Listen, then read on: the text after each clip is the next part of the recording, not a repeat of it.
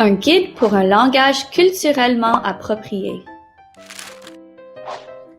Un langage culturellement approprié est un outil puissant qui peut susciter un changement positif, encourager le respect et améliorer la communication. Cette vidéo aborde 3 thèmes de communication adaptés qui doivent être utilisés dans des contextes professionnels et personnels.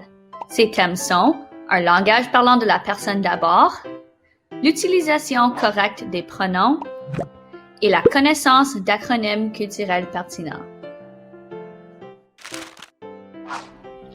Un langage parlant de la personne d'abord consiste à utiliser un nom qui se rapporte à une personne avant un mot ou une phrase qui se rapporte au handicap ou à la condition d'une personne.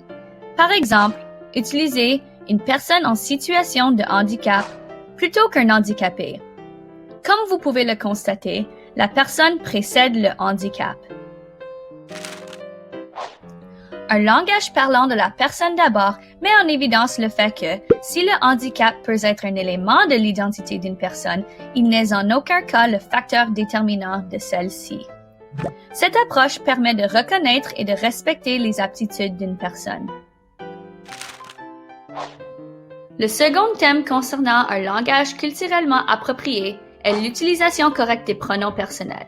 Un pronom est un mot qui remplace un nom propre. Par exemple, Mark est mon collègue de travail contre il est mon collègue de travail. Les pronoms tels que il, elle font référence au sexe d'une personne. Cependant, ces pronoms peuvent ne pas être appropriés selon la personne. L'utilisation de pronoms personnels appropriés est essentielle pour respecter l'identité d'une personne et favoriser un environnement plus inclusif. Le troisième thème concernant un langage culturellement approprié est la connaissance et l'utilisation d'acronymes culturels pertinents tels que BIPOC.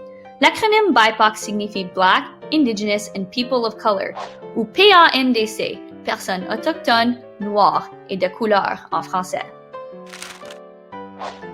La connaissance de cet acronyme permet de reconnaître que les personnes autochtones, noires et de couleur sont victimes d'injustices raciales systémiques.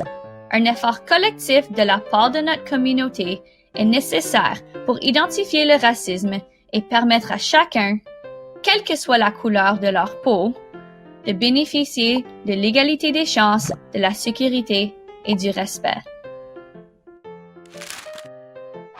Pour résumer, nous avons abordé 3 domaines du langage culturellement adapté. Un langage parlant de la personne d'abord, les pronoms personnels et les acronymes culturels pertinents. Nous vous encourageons à vous familiariser avec ces domaines s'il s'agit de nouveaux concepts pour vous. Car être conscient de ce langage contribue à créer une communauté plus inclusive et plus respectueuse. En effet, un langage culturellement approprié est un outil puissant qui, lorsqu'il est utilisé correctement, peut mettre en avant les valeurs d'égalité, de respect et de dignité.